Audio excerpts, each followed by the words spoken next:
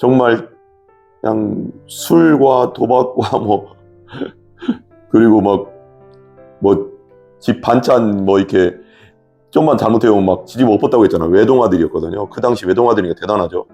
그런데 예수 믿고 40살에 어떻게 도망갔다가 성령 불 받고 예수님 믿고 나서 신학교 가서도 간 것도 목사 되려고 한 게 아니고 더 알고 싶어서 이제 갔는데, 그러다가 부르심 받고 목사님 되고, 제대로 예수 믿으면, 제대로 성령 받고 성령으로 회개하고 성령 받고 거듭나면, 예수 믿게 되면 사람이 안 변할 수가 없어요, 여러분. 그래서 어거스틴도 그렇게 됐잖아요. 고백록이라는 책도 있지만 이 말씀을 통해서 변화됐다. 그러니까 말씀이 우리를 변화시키는 거예요. 왜? 말씀은 생명이니까요. 말씀으로 세상을 창조했잖아요, 하나님께서. 말씀은 생명이거든요. 성령의 감동으로 쓰여졌다고 했잖아요. 이 성령의 감동으로 쓰여졌다는 이 감동은 뭐냐면 호흡이라는 뜻이에요. 하나님의 호흡. 원어적으로는 하나님의 호흡이 이 글자 하나 속에 들어가 있다는 거예요. 그래, 하나님 말씀이 그냥 세상의 글과는 틀린 거예요. 말씀을 들을 때 영혼이 변화되고 거듭나게 되는 거죠. 이 말씀을 통해서 변화된 거예요. 그 타락하고 진짜 자기 마음대로 살고 만익이 이단에 10년이나 빠져 있었고, 이 사람이 기독교 역사상 가장 중요한 인물이 돼버린 거예요. 성령에는 우리 공동체 성경 읽기 로마서 13장입니다. 13장 11절부터 14절까지 보겠습니다. 11절부터 14절까지.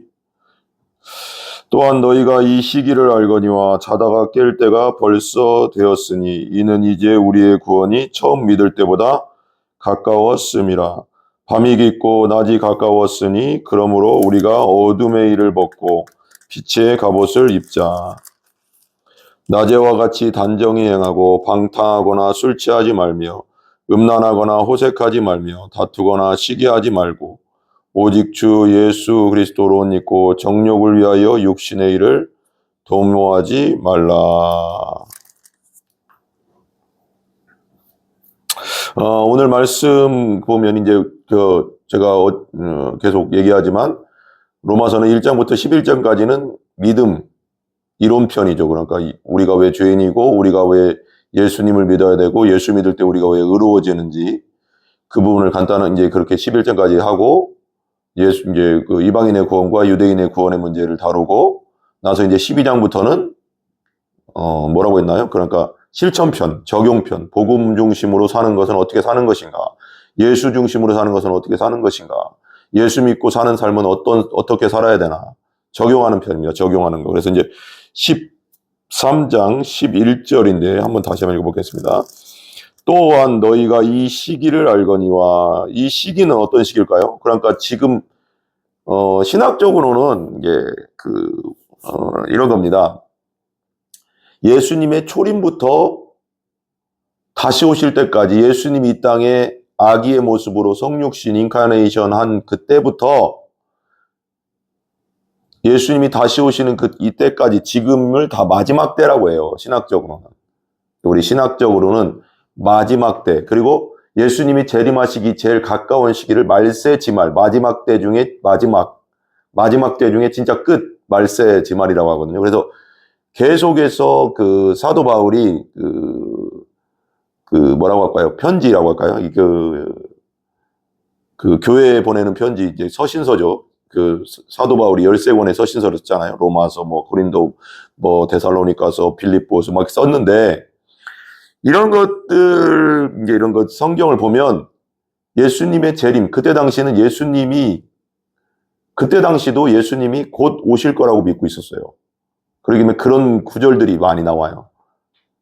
그런 핍박과 어려움의 시기였고, 그때가 또 도미티안 황제, 또 네로 핍박, 그리고 바울의 순교, 베드로의 선교, 12사도의 순교가 계속 이루어졌고, 그러니까 이제, 그리고 많은 핍박들, 기독교 예수 믿는다는 것만으로도 많은 핍박과 죽음과 순교들이 일어나니까, 그리고 나서 이제 예수님이 곧 오신다고 했으니까, 그러니까 진짜 금방 올 줄 알았던 거죠.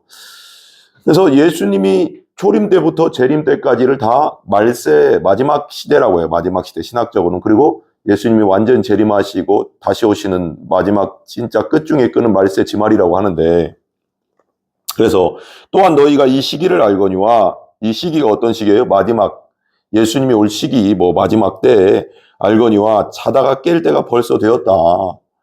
잠자고 있을 때가 아니다. 영적으로 깨어서 예수님 닮아서 예수님의 뜻을 이루고 예수님의 삶을, 제자로서의 삶을 살아야 된다. 이런 뜻도 되겠죠. 깰 때가 벌써 되었으니 기도해야 되고 예배 가운데 있어야 되고 온전한 정말 예수님의 제자로서의 삶을 살아야 되고, 그죠? 벌써 되었으니 이는 이제 우리의 구원이 처음 믿을 때보다 가까웠습니다. 여기서 이제 우리의 구원이 처음 믿을 때보다 가까웠다는 건 예수님의 재림을 얘기하는 거죠. 예수님이 다시 오실 날 우리가 추고되고 신령한 몸으로 변화되잖아요. 그 구원을 말하는 겁니다. 여기서 이제 우리가 예수 믿을 때 우리가 죄를 회개하고 예수 믿지 않았던 죄를 회개하고 우리가 예수님을 구원자로, 구세주로, 부활의 주로 영접하면 그때 우리가 성령으로 거듭나게 되고 그때 이제 내 영혼이 구원받는 거죠.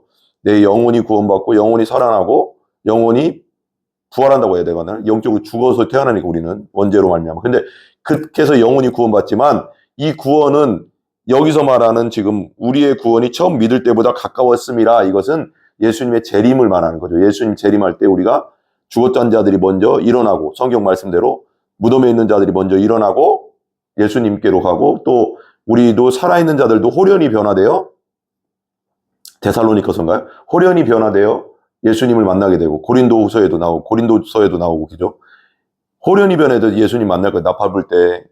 그런 구원, 예수님의 재림할 때 우리가 신령한 몸으로 구원받는 그 구원, 이걸 또 말하는 겁니다. 가까웠다. 바울은 계속 얘기하는 거죠. 가까웠다. 12절 보세요. 밤이 깊었다. 밤이 깊고 낮이 가까웠으니 이제 밤이 깊었다는 거 뭐예요? 그때 당시를 한번 생각해 보시라고요. 로마 시기에. 그래, 로마서를 쓴 목적도 있거든요. 로마서를 쓴 목적도 이제 서머나 저쪽 이제 그때 당시에 땅 끝은 이스라엘에서, 그리고 그때 당시에 시대의 땅 끝은 어디였냐면 서머나 저쪽 스페인 지역이었어요. 저 스페인, 지중해의 제 끝, 저쪽 스페인을 거의 땅 끝으로 봤어요. 땅 끝까지 복음을 전하면 그때야 예수님이 오신다고 했잖아요. 마태복음 24장 말씀 가르치셨잖아요. 그걸 이제 믿었고, 바울은 땅 끝까지 복음을 전한다 생각하고, 로마를 거쳐가서 이제 서머나 스페인까지 가는 것이 목적이었어요. 그래서 로마에 편지를 쓰는 목적도 이제 거기가 중간 기착지로 여겨서 말하자면 거기서 로마로부터 순교의 자금도 지원받고 또 그것을 중간 기착지로 해서 또 서머나까지 가서 땅끝까지 복음 전하려고 했던 그 목적도 있었고요. 로마 교회가 또 그때 당시 여러 가지 핍박도 있었고 어려움도 있었고, 그리고 로마 교회가 생긴 게 베드로가 복음을 전해서 이렇게 바울이 직접 복음을 전해서 로마 교회가 생긴 게 아니라 학자들에 의하면 오순절날 수많은 디아스포라 유대인들이 이제 예루살렘에 모이잖아요. 3대 명절 중에 하나니까 유월절, 오순절, 장막절이 3대 명절인데 오순절날 사람이 많았을 거예요. 그때 오순절날 사도행전 2장에 성령이 임하면서 베드로가 예루살렘 한복판에 나가서 막 방언이 터지고 말씀이 전해지고 예수님이 전해지면서 니들이 죽인 예수가 곧 메시아다 하면서 우리가 어찌할꼬 하니까 베드로가 너희들이 죄를 회개하고 예수 그리스도를 믿고 침례와 너무로 성령을 선물로 받으라 그러면서 예수를 믿게 되잖아요. 그때 당시에 디아스포라, 로마에서 왔던 수많은 나라에서 왔던 유대인 디아스포라들이 있었는데 그때 로마에서 온 유대인들이 가서 교회를 세웠다는 그런 학자들의 말이 있어요. 그러니까 누가 가서 직접 세운 게 아니라는 거죠. 바울이 전도해서 세운 게 아니라. 그러니까 이제 체계적으로 복음을 전해주기 위해서 이게 이제 로마서가 신약의 조직 신학이거든요.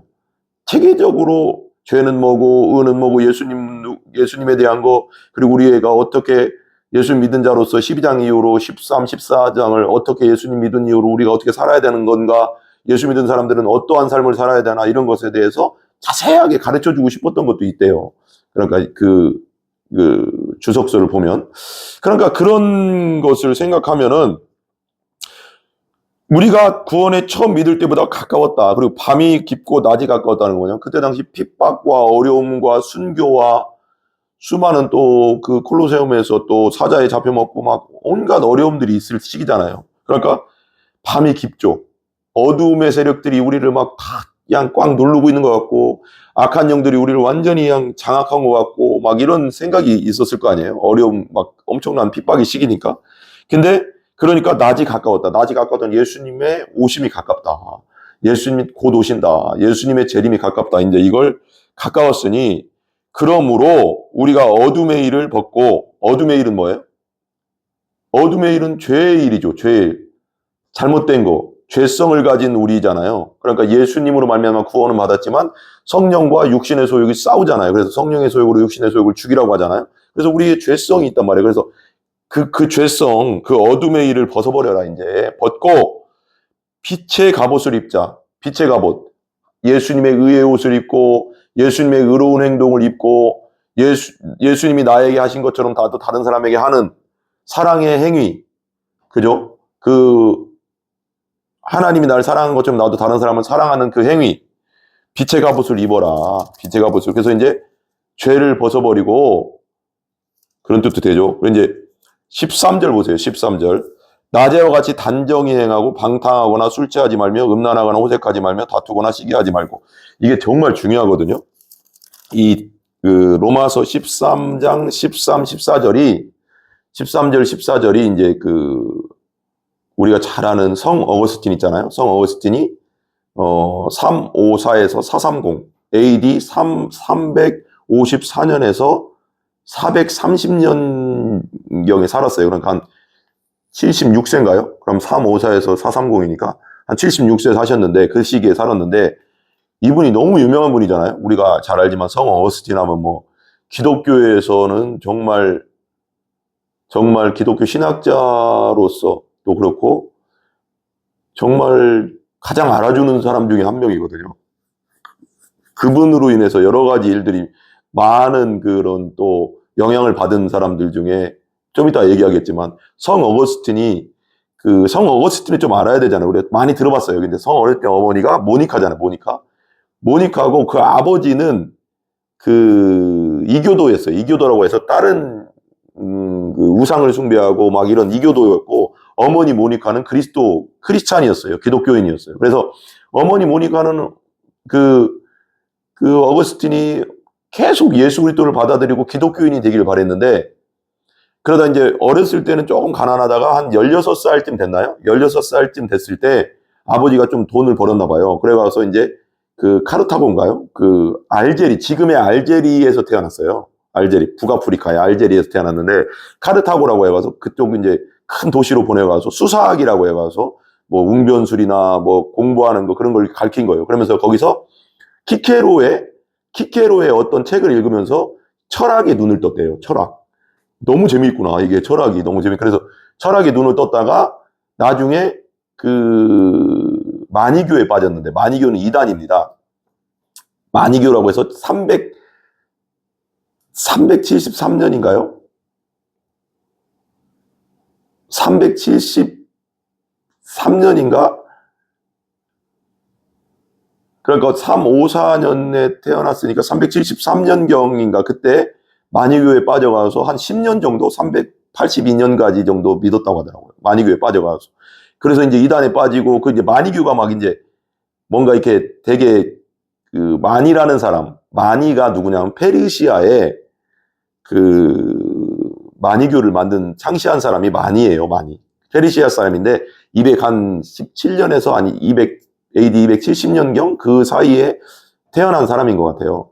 근데 그 사람이 되게 복잡한 걸 만들었어요. 그때 당시 페르시아에 조로아스터교라고 해서, 페르시아는 불을 숭배하는 종교를 섬겼거든요. 조로아스터교, 되게 이원론적이에요. 그러니까 선과 악이 엄청 이렇게 나누고, 물질과 영혼을 나누고, 이렇게 막 영지주의랑 비슷한데, 조로아스터교, 뭐 불교, 또 자이나교라고 불교와 비슷한 거 있어요. 인도에 불교의 수도하는 거, 그 다음에 기독교, 영지주의, 헬라 철학, 그때 당시에 있었던 뭐 좀 큰 종교라고 해야 되나요? 그런 것들을 막 철학까지 짬뽕을 해가서 마니교를 만들었어요.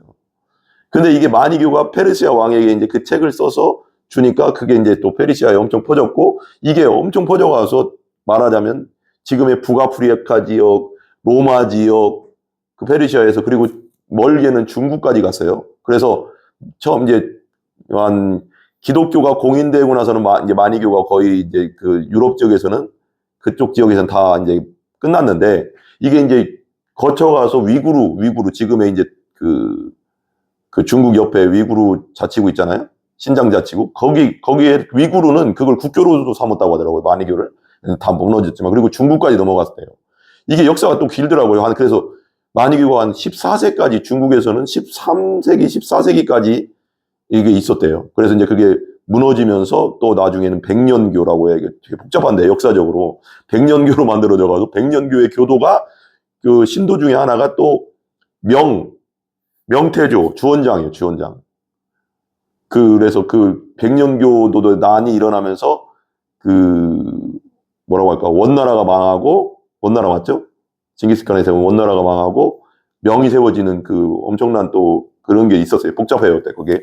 그러니까 마니교가 엄청난 짬뽕이었는데 되게 이렇게 어느 정도 이렇게 체계적으로 만들어져 가서 거기에 이렇게 빠지는 사람이 많았대요. 그러니까 그게 되게 이제 철학적으로 이렇게 뭔가 조직화돼 가서 복잡했고, 영지주의라고 해서 극단적 이원론으로 막 나누고 또 나눠지고, 이게 짬뽕이 많이 됐습니다. 그러면서 거기에 사람들이 많이 빠졌대요, 그때 당시. 근데 이제 성 어거스틴도 그 책을 읽고 거기에서 들어보니까 되게 이제 체계적이라는 걸 자기 나름대로 생각했나 봐요. 막 이단인데, 우리가 볼 땐 이단인데. 그러면서 10년 동안 한 370년에서 한 382년 그 사이에 마니교에 빠져 있었습니다. 그러다가 이제 마니교가 좀 아니다 싶어가서 이제 밀라노, 지금 어디라고 해야 되나요? 이탈리아의 밀라노 있잖아요. 밀라노에 가서 암브로시우스라는 주교, 그때 당시에는 카톨릭이겠지만 그 기독교의 주교 밑에서 말씀을 듣고 자기 아들들 둘이 있었는데, 그 아들들과 말하자면 침례를 받고, 그때 당시엔 거기는 세례로 주니까 카톨릭은 그렇게 하고 개종했다는 말도 있고, 또 하나는 우리가 잘 아는 말씀이 있죠. 그리고 이제 그리고 그 마니교에 있을 때도 이단에도 빠졌지만 그 어머니가 엄청 눈물로 기도했잖아요. 근데 17살 때부터 한 거의 14년이라고 하더라고요. 어떤 책을 읽어보니까 14년 정도를 그 여자랑 동거하고 거기서 또 애를 낳고, 그러면서 어머니가 엄청 괴로워했대요. 그래서 막 그 연까지 끊으려고 했다는 그런 얘기도 있어요. 근데 눈물로 기도했죠. 하나님 돌아오고 회개하고 예수님 믿게 해달라고. 그러다가 이제 밀라노로 갔다고 했잖아요. 그래서 이제 두 가지 설이 있는데, 암브로시우스에게서 말씀을 듣고 복음을 듣고 회심하고 거듭나서 예수 믿게 되었다. 그리고 또 한 가지 설은 밀라노 거리를 이렇게 걸어가고 있는데 어떤 애들이 책을 들어 읽어라. 우리가 잘 아는 말, 이건 우리가 많이 이야기 들었잖아요. 책을 들어 읽어라. 책을 들어 읽어라. 그러다가 그 성경책을 읽어라. 그런 얘기가. 성경을 읽어라. 성경을 읽어라. 책을 들어 읽어라. 이런 막 그런 뭔가 나름대로의 애들이 그렇게 하는 게 있었나 봐요. 그러니까 그래? 한번 읽어봐야지 하다가, 그래서 여기까지 이제 지금 설명하려고 이걸 얘기하는 거예요. 그러다가 책을 폈는데 로마서 지금 13장 13절 14절을 보게 된 거라는 거예요. 그러면서 회심하게 됐고 예수 믿고 거듭나게 됐고, 그때부터 성 어거스틴이 된 거죠. 그러면서 성 어거스틴이 너무나 중요해요. 그래서 13절을 통해서 예수 믿게 됐다, 이거죠. 그리고 또 조금만 더 설명하면 성 어거스틴은 엄청난 영향력을, 진짜 하나님이 그에게 엄청난 영향력을 끼치게 해줬는데, 그가 쓴 책도 많이 썼어요. 삼위일체라는 책, 우리가 너무 유명하잖아요. 트리니티. 삼위일체를 체계화시킨 분이 성 어거스틴이고, 하나님 은혜로. 삼위일체는 너무 중요하잖아요. 그 다음에 은총론이라고 있어요. 은총론. 그러니까 모든 게 하나님의 은총이다, 은혜다. 그러니까 은총론이라는 게 있었고, 그 은총론이라는 책을 통해서 종교개혁자들 있잖아요. 루터, 칼빈, 찌빙글리라고 하는데, 그런 사람들이 그 은총론의 성 어거스틴의 그 신학, 은총론에 대해 그걸 영향력을 받으면서 종교개혁을 일으키고, 기독교 강요도 칼빈이 기독교 강요를 쓸 때도 성 어거스틴의 그것을 그 저작들을 많이 참고했다고 하더라고요. 스스로 쓴 게 아니라 많이 참고했고요. 그러니까 성 어거스틴이 엄청난 사람이죠. 하나님이 엄청 쓰셨죠. 엄청 유명하고, 그래서 그 옛날 우리 대전신학대학교의 그 공교수님인데 갑자기 생각나네 지금. 공성철 교수라고 있어요. 지금도 계시나 모르겠네요. 그 공성철 교수님이 그 어거스틴 그 라틴어 그 번역을 했어요. 라틴어를 어거스틴 책, 두란노에서 나온 어거스틴이 썼던 책을 지금도 있는데 좀 읽다 말았는데, 그 은총론이나 삼일체론 그런 걸 이렇게 다 그 라틴어로 된 걸 번역해서 책이 나온 거 있는데, 그런 것도 참 읽어보면 참 좋을 것 같아요. 옛날 것 중요하잖아요. 그래서 그 성 어거스틴이 끼친 영향력이 엄청나다. 이 3세기에 354년에서 430년에 살았던 이 사람, 그리고 엄청나게 또 타락하고 방탕하고 그렇게 살았지만 예수님 믿고 거듭나서 완전 새 사람 됐잖아요. 제가 예전에 얘기했잖아요. 제가 청년 때 있던 목사님도 40살까지 교회를 안 다니다가 정말 그냥 술과 도박과 그리고 집 반찬 이렇게 좀만 잘못해보면 막 지집 엎었다고 했잖아요. 외동아들이었거든요. 그 당시 외동아들이니까 대단하죠. 그런데 예수 믿고 40살에 어떻게 도망갔다가 성령 불 받고 예수 믿고 나서 신학교 가서도 간 것도 목사 되려고 한 게 아니고 더 알고 싶어서 이제 갔는데, 그러다가 부르심 받고 목사님 되고, 제대로 예수 믿으면, 제대로 성령 받고 성령으로 회개하고 성령 받고 거듭나면, 예수 믿게 되면 사람이 안 변할 수가 없어요, 여러분. 그래서 어거스틴도 그렇게 됐잖아요. 고백록이라는 책도 있지만 이 말씀을 통해서 변화됐다. 그러니까 말씀이 우리를 변화시키는 거예요. 왜? 말씀은 생명이니까요.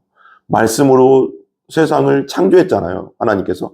말씀은 생명이거든요. 성령의 감동으로 쓰여졌다고 했잖아요. 이 성령의 감동으로 쓰여졌다는 이 감동은 뭐냐면 호흡이라는 뜻이에요. 하나님의 호흡. 원어적으로는 하나님의 호흡이 이 글자 하나 속에 들어가 있다는 거예요. 그래, 하나님 말씀이 그냥 세상의 글과는 틀린 거예요. 말씀을 들을 때 영혼이 변화되고 거듭나게 되는 거죠. 이 말씀을 통해서 변화된 거예요. 그 타락하고 진짜 자기 마음대로 살고 만익이 이단에 10년이나 빠져 있었고, 이 사람이 기독교 역사상 가장 중요한 인물이 돼버린 거예요. 성령이 하시는 거죠. 하나님이 하시는 거죠. 그죠? 누구든지 성령 받고 예수 믿고 죄사함 받고 죄를 회개하고 예수 믿고 성령 받고 거듭나면 안 변할 수가 없다. 누구든지 변화된다. 그걸 자꾸 보여주잖아요. 그죠? 우리 시대에도 그렇잖아요. 그렇게 그냥 그때 아까 목사님 얘기도 했지만 40살 이후에 믿었던 그 목사님도 아내를 그렇게 핍박하고 그렇게 힘들게 하고 술 먹고 도박하고 그러다가 예수님 제대로 만나고 거듭나고 나니까 성령 받고 나니까 완전 변화됐다고 했잖아요. 그 일들이 우리 기독교 역사에 수도 없이 일어나고 있잖아요. 그죠? 그러니까 이 말씀, 우리가 이렇게 살아야 돼. 낮에와 같이 단정히 행해라. 낮에는 우리가 마음대로 이렇게 막 널브러져 있지 않잖아요. 깔끔하게 다니잖아요. 단정히 말씀 안에서 행하고 방탕하거나 술 취하지 마라. 음란하거나 호색하지 마라. 다투거나 시기하지도 마라.